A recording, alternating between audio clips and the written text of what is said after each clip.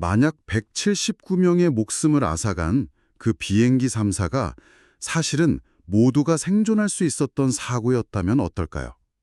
어쩌면 그 비극의 가장 중요한 진실이 그동안 숨겨져 있던 보고서 한 장에 담겨 있다면요? 오늘 저희가 깊이 파고들 자료가 바로 이 충격적인 가능성을 다룬 한 언론사의 기사입니다. 2024년 12월에 있었던 무안공항 제주항공 여객기 참사에 대한 건데요. 최근에야 공개된 한 연구 보고서가 이 사건을 완전히 새로운 시각으로 보게 만들고 있어요. 네, 오늘 저희의 목표는 바로 그 비공개 보고서의 내용을 아주 샅샅이 뜯어보는 겁니다. 지난 1년간 우리가 그냥 불가항력적인 사고라고 알고 있었던 이 비극이요. 이 보고서 하나 때문에 막을 수 있었던 인재일 수 있다는 그런 의혹으로 바뀌고 있거든요.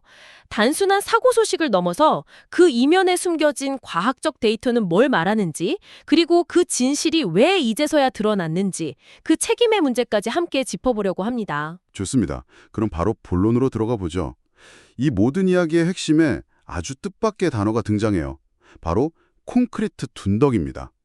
기사에 따르면 사고가 난 무안공항 활주로 끝에 이 둔덕만 없었더라면 결과가 완전히 달라졌을 거라고 하는데요. 맞아요. 그리고 이게 단순한 추측이나 가설이 아니라는 게 정말 중요해요.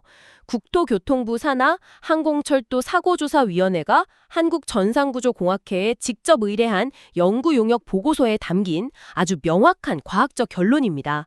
연구팀이 슈퍼컴퓨터를 이용해서 아주 정밀한 충돌 시뮬레이션을 진행했어요. 그 시뮬레이션 결과가 정말 충격적이던데요.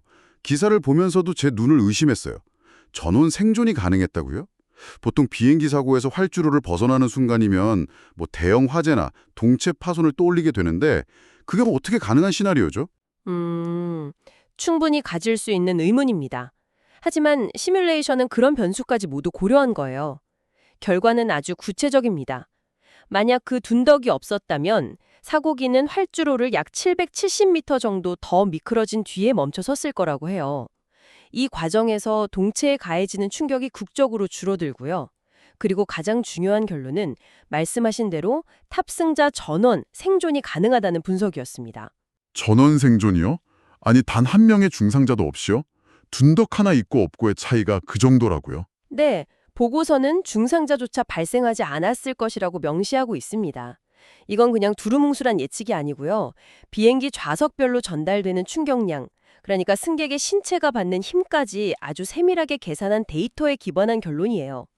결국 둔덕과 충돌하면서 발생한 그 엄청난 충격 에너지가 수많은 희생자를 낸 결정적 원인이었다는 걸 과학적으로 증명한 셈이죠. 듣고 보니 더 이해가 안 가네요. 애초에 활주로 끝에 그런 위험한 구조물이 왜 있었던 거죠? 거기는 비상 상황을 대비한 안전 공간 아닌가요? 정확히 보셨어요. 사실 모든 공항 활주로 끝에는 활주로 이탈 안전 구역, 영어 약자로는 RESI라고 부르는 공간이 있거든요. 국제 표준입니다.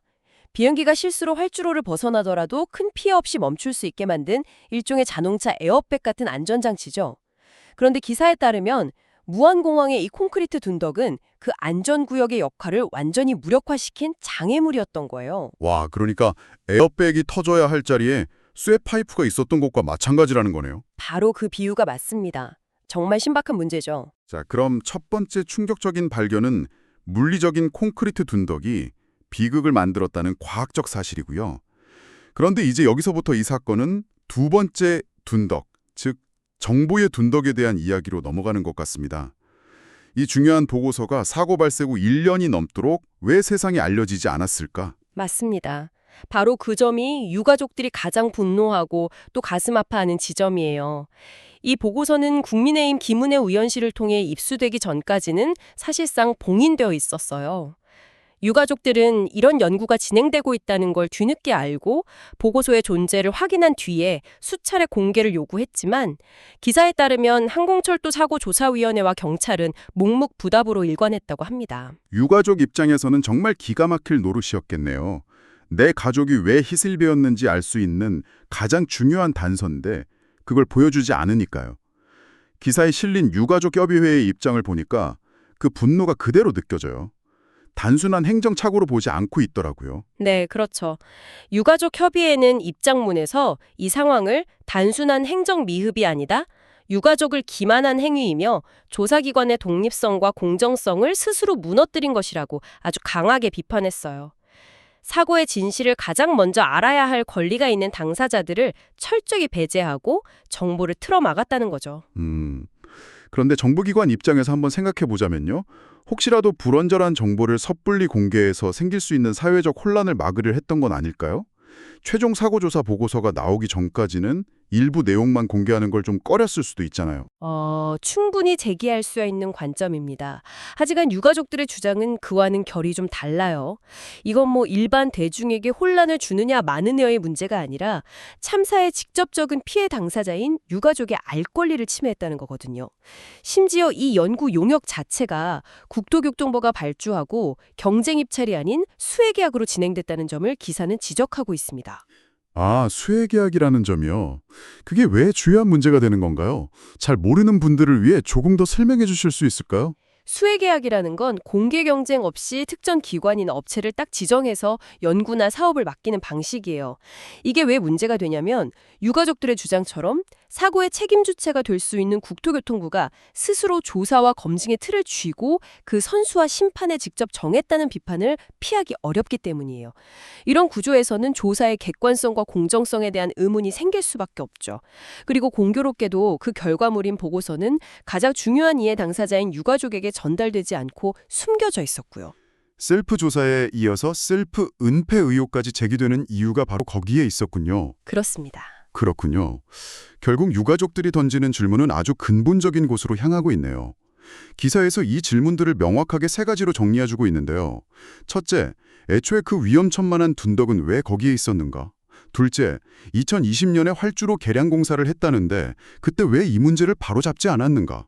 그리고 마지막으로 사고 이후 1년이라는 시간 동안 왜 이 명백한 진실은 감춰져야만 했는가? 이 질문들에 대한 책임 있는 답변이 반드시 필요하다는 거군요. 사고가 아닐 수 있게 된 거예요. 어쩌면 충분히 막을 수 있었던 인재일 수 있다는 가능성이 어떤 감정적인 호소가 아니라 아주 차가운 과학적 데이터를 통해 열린 셈이죠. 사건의 성격 자체가 완전히 바뀌어버린 겁니다. 이 모든 과정의 중심에는 결국 179명의 희생자와 그들의 가족들이 있습니다. 잠시 그분들의 입장에서 한번 생각해 볼 필요가 있을 것 같아요. 뒤늦게 드러난 이 보고서는 그들에게 단순한 정보 뭉치가 아니라 지난 1년간의 고통과 수많은 질문에 대한 하나의 어쩌면 잔인한 단서일 수도 있겠어요. 그렇죠. 한번 상상해 보세요. 사랑하는 가족을 잃고 피할 수 없는 운명이었다. 그날 그 비행기를 타지 않았더라면 같은 자책과 슬픔 속에서 스스로를 다독이며 힘겹게 1년을 버텨왔을 거란 말이죠. 그런데 이제 와서 그 사고가 사실은 누군가의 결정이나 방치 혹은 무책임 때문에 벌어진 일일 수 있다는 사실을 마주하게 된 겁니다. 이건 비극을 받아들이는 방식 자체를 송두리째 흔들어 놓는 정말 감당하기 힘든 진실일 수 있어요. 어쩔 수 없는 운명이라고 받아들이는 것과 막을 수 있었던 인재라고 생각하는 건 그 비극의 무게 자체가 완전히 달라지는 거니까요. 슬픔이 분노로, 체념이 진실 규명에 대한 의지로 바꿀 수밖에 없겠네요. 맞아요. 그래서 기사에 인용된 유가족들의 마지막 다짐이 더 무겁게 다가오는 거죠. 179명의 생명이 희생된 이 참사는 덮고 넘어갈 수 있는 사고가 아니다. 우리는 끝까지 묻고 반드시 밝혀낼 것이다. 이 말에는 지난 1년간의 고통과 뒤늦게 진실의 조각을 마주한 이들의 그 결연한 의지가 담겨 있어요. 앞으로 이 사건이 어떻게 전개될지는 이분들의 의지에 달려있다고 해도 과언이 아닐 겁니다. 오늘 저희는 보내주신 기사를 통해 제주항공 참사의 결정적 원인이 될 수 있었던 콘크리트 둔덕의 존재를 밝혀낸 한 연구 보고서를 깊이 들여다봤습니다. 그리고 그 과학적 시뮬레이션이 제시한 전원 생존이라는 충격적인 가능성과 함께 이 진실이 1년 넘게 유가족들에게 알려지지 않았다는 사실도 살펴왔고요. 이 비극은 이제 단순 사고를 넘어서 책임과 은폐 의혹의 문제로 번지고 있습니다. 이 사건은 우리에게 아주 중요한 질문을 던지고 있어요. 오늘 저희가 이야기한 두 개의 둔덕이 있었죠. 하나는 활주로 끝에 있던 물리적인 콘크리트 둔덕이었고 다른 하나는 진실을 가로막은 정보의 둔덕이었습니다. 데이터와 시뮬레이션 기술이 과거에는 알 수 없었던 숨겨진 진실을 밝혀낼 수 있는 시대에 그 정보를 통제하고 독점하는 주체는 과연 누구일까요? 시민의 안전을 책임져야 할 기관이 도리어 비극의 서사를 통제하려 할 때 우리는 과연 무엇을 할 수 있을까요? 어쩌면 이번에 공개된 보고서는 빙산의 일각일지도 모릅니다. 아직 공개되지 않은 또 다른 보고서 어딘가에 우리가 반드시 알아야 할 또 다른 진실이 잠들어 있을지도 모른다는 생각을 해보게 됩니다.